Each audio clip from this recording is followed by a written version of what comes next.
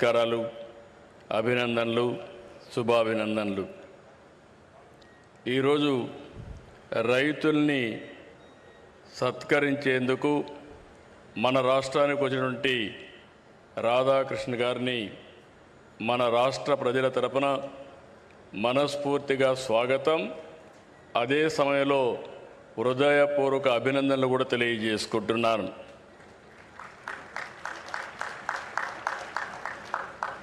ఈరోజు ఉపరాష్ట్రపతి గారు రైతులపై నుండే ప్రేమ, అభిమానంతో ఈ కార్యక్రమానికి వచ్చారు.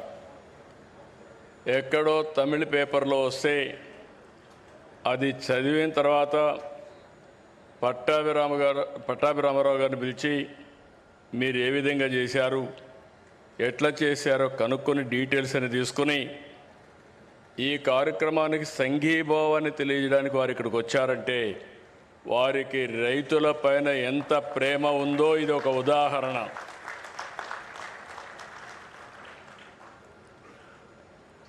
ఈరోజు ఫస్ట్ టైం దేశంలో తొలి non GMO popcorn maize hybrid విత్తనం ఇక్కడ ఆవిష్కరించడం, రైతుల్ని సన్మానించడం నాకెంతో సంతోషంగా ఉంది.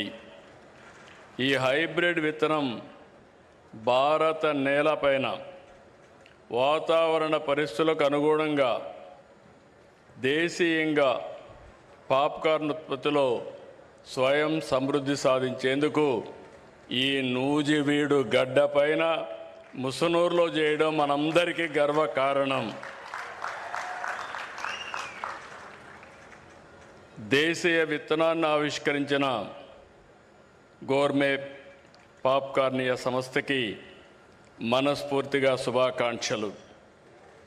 ఈ సంస్థ ఎండి పట్టాభిరామారావు గారు, వాళ్ళ ఫ్యామిలీ అందరికీ తెలుసు, కానీ ఇప్పుడు కొద్దిగా వెనకబడ్డాం.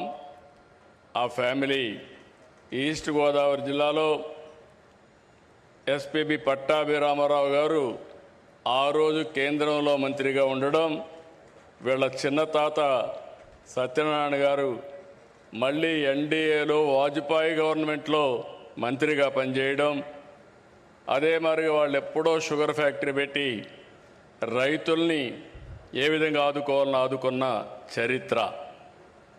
అలాంటి వ్యక్తి ఈరోజు మళ్ళీ ఒక మంచి సంస్థకు శ్రీకారం చుట్టాడు.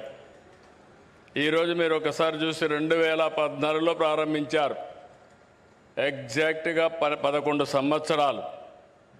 ఈరోజు అతి పెద్ద పాప్కార్న్ మ్యాజ్ ఉత్పత్తిదారులుగా ఈరోజు తయారైందంటే మనస్ఫూర్తిగా ఆ యొక్క ఫ్యామిలీ జీన్స్లో ఉంది, లెగసీలో ఉంది, ఆంటర్ప్రైజింగ్ స్కిల్స్ ఉన్నాయి. ఒక బ్రహ్మాండమైన ప్రాజెక్ట్ని స్టార్ట్ చేసి చాలా తొందరలో షార్ట్ టైంలో దాన్ని సక్సెస్ చేశాడు. దీన్ని ఎప్పుడూ నేను అంటూ ఉంటాను, మామూలుగా ఆలోచిస్తే మామూలు జీవితాలే గడుపుతాం.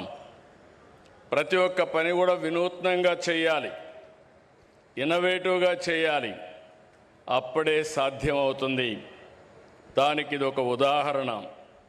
దేశంలో 17,500 మంది రైతులతో దాదాపు 40,000 ఎకరాల్లో వేశారు. 11 సంవత్సరాల్లో 8 రాష్ట్రాలకు వెళ్ళారు. ఇది మామూలు చిన్న విషయం కాదు.